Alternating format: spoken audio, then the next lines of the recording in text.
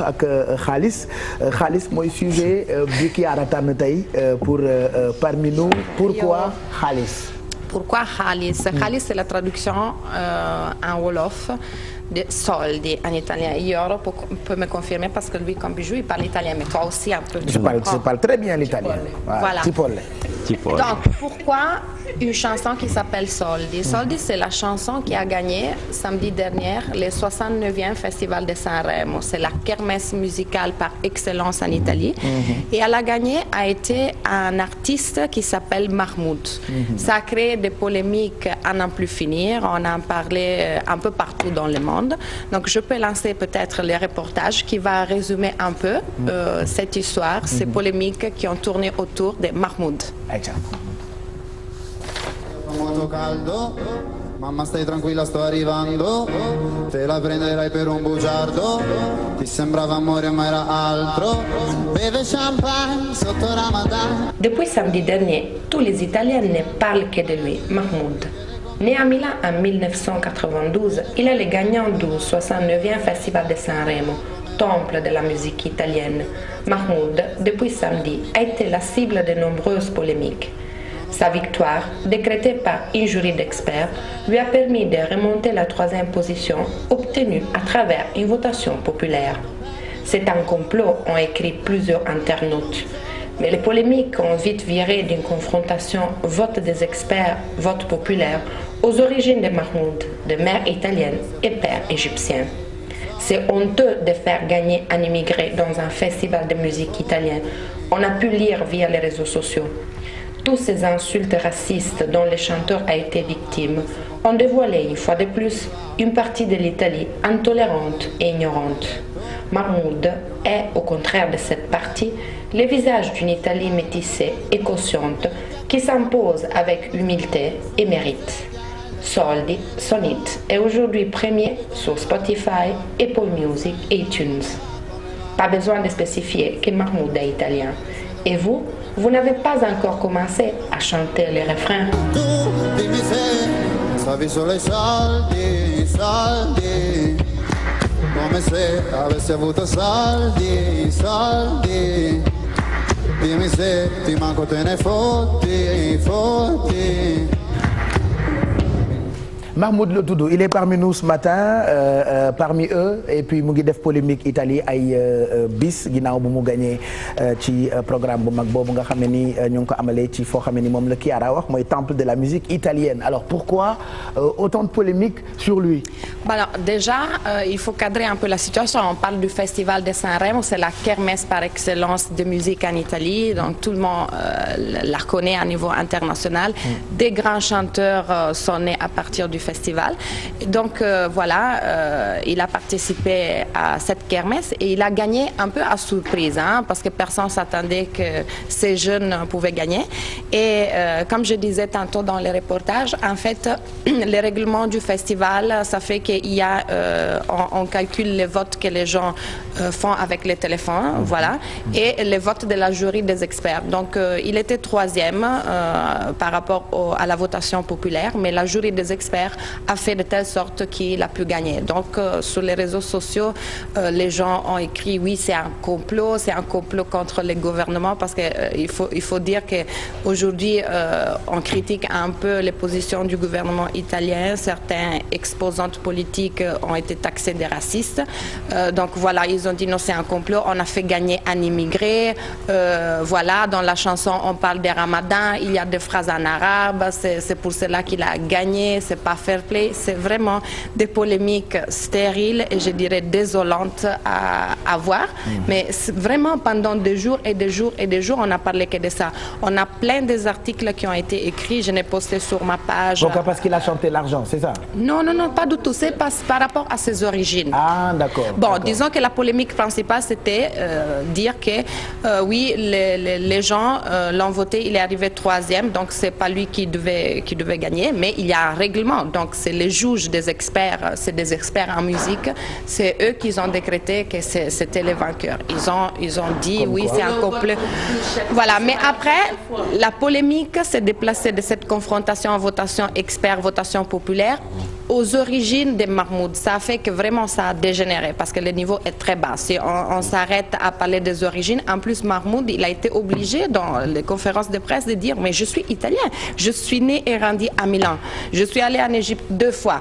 Mais ça, c'est pas normal qu'un jeune doit se justifier et dire j'ai gagné mais je suis italien. C'est quelque chose qui ne doit pas exister en Italie en 2019 aujourd'hui. Et je le dis parce que je suis mère de 2 enfants métis.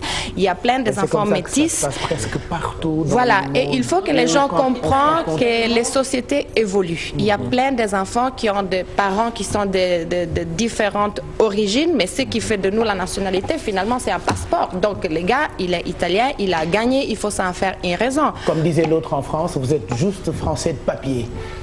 Oui, mais voilà. Ce que je voulais dire, c'était tellement de bas niveau qu'on n'a plus parlé carrément de la musique, de la qualité de la chanson. Et en plus, il faut dire, voilà, ce jeune, il a un talent extraordinaire parce qu'il a gagné avec un sound un peu différent. C'est pas une chanson d'amour comme on s'attend peut-être. C'est une chanson, les titres, ça trompe parce que c'est soldi, khalis, les gens peuvent penser à tout et rien. Mais en fait, à la fin de la chanson, quand elle écoute, c'est une chanson qui est dédiée au père. Lui, il dit que c'est une chanson biographique, autobiographique. En fait, c'est une chanson qui dénonce tous les pères qui sont absents, tous les pères qui ne se prennent pas soin de leurs enfants, tous les pères qui sont disparus dans la nature et ces enfants qui grandissent voilà, avec l'amour du père qui est manqué. Et lui, il dit dans sa chanson, par rapport, en faisant référence à ses pères, tu n'as jamais été là. Tu m'as contacté, tu m'appelais juste pour me demander de l'argent. Donc voilà, il parle de l'histoire d'amour de son père et de sa mère, ou disons d'un père et d'une mère dont la mère s'est trompée, hein, parce qu'apparemment le père s'était intéressé. Donc c'est une chanson pour les gens qui parlent italien, le texte, mais vous pouvez le traduire. Il est très puissant. Donc pour moi, il méritait de gagner. J'ai écouté un peu de chansons du Festival de Sanremo et les gens, ces gens-là, Mahmoud, il s'appelle Alessandro de son vrai prénom. Donc il a vraiment de talent. D'ailleurs, je l'ai dit dans les reportages, sa chanson est rentrée dans les premières positions dans tous les comment c'est classifique bijou dans tous les classifications. Merci, voilà. Dans Spotify, il a eu un record parce que c'est la première chanson italienne qui est rentrée dans les premières 50 places à niveau international. C'est bien. Donc voilà. Et en plus, il y a eu cette année les 10 Years Challenges. En 2009, vous savez, c'est qui a participé au Festival de Sanremo en plus? Youssou N'Dour. Youssou N'Dour, il a été, je ne sais pas si on a des photos, voilà, il a participé il y a 10 ans. Donc, ça me fait plaisir qu'il y a ces 10 Years Challenges entre les Youssou N'Dour et Mahmoud.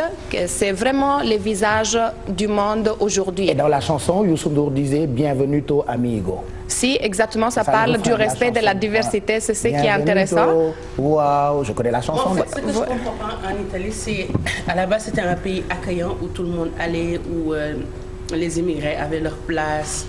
Et d'un coup, on est passé à un déclin incroyable. Alors, et j'ai l'impression que c'est à l'image du gouvernement actuel. Non, mais c'est parce que les gens gardaient tout ce qu'ils ont dans leur cœur. Maintenant, en fait, maintenant, ils sortent ça, ils déversent leur haine envers ces gens qu'on appelle étrangers. Parfois, c'est triste à dire, mais c'est même dangereux d'être noir ou métissé en Italie actuellement. Ces situations, on les trouvait aux États-Unis autant, les gens ont évolué. Presque partout dans le monde. Mais là, c'est en France, dans genre télé crochet yi polémique yi am à chaque fois, c'est parce que day am ko gagné judo France, mais malheureusement, par exemple, papa ak yaayam, ils sont pas des Français. C'est comme ça que ça se passe aux États-Unis actuellement. Le monde par un, je dirais pas, mais c'est grave. Mais alors, j'étais en Italie tout récemment, dans une interview radio, on m'a demandé un peu par rapport à mon expérience, parce que c'est vrai que quand même je suis étrangère dans un pays mais qui n'est pas... considère comme une voilà, je sais, même moi je me considère comme ça, mais bon... comme une gueule. Voilà, c'est ça. Bon, nous on est cousins, mais les gens n'y croient pas. Ouais. Mais ce que je dis à la télé, le racisme est profondément universel. Donc c'est quelque chose de humain. On trouve des racistes partout. Mais la différence aujourd'hui que je peux voir entre le Sénégal et l'Italie... Non, je déteste Ronk-Nop. Nul Nop. Moi je réponds toujours Nul Nop. Et c'est ça qui reste les gens un peu... voilà donc c'est partout. Non, à des degrés qui diffèrent. c'est que je dis. C'est ça. waaw ci ay degrés yu bokkul. C'est quand ça reste léger, donc ça reste Non, léger, ça va. tu sais, et quand c'est profond comme ça. C'est que je il y disais. a des gens qui sont malades d'appartenance quoi. am na appartenance yoo xamante ni boo ko dee wane de façon négative. feebar la en fait. Il y a une différence. Il faut faire très attention. Au Sénégal, bon, c'est vrai qu'il y a eu Senghor qui a beaucoup lutté contre les différences n'importe lesquelles, mais à niveau politique, à niveau du gouvernement, on n'a jamais entendu quelqu'un qui s'est permis de traiter les étrangers d'une façon raciste ou avec des mots qui ne sont pas diplomates. Voilà. Chose qui est arrivée en Italie. Du moment qu'un politicien qui représente les peuples se permet de dénigrer quelqu'un qui a des origines différentes, ça donne accès à n'importe qui de le dire. Ça devient grave. Et c'est ça le point, c'est ça qui est grave. En fait, ils en font un droit actuellement de dénigrer les gens, de leur parler mal, de dire rentrer chez vous.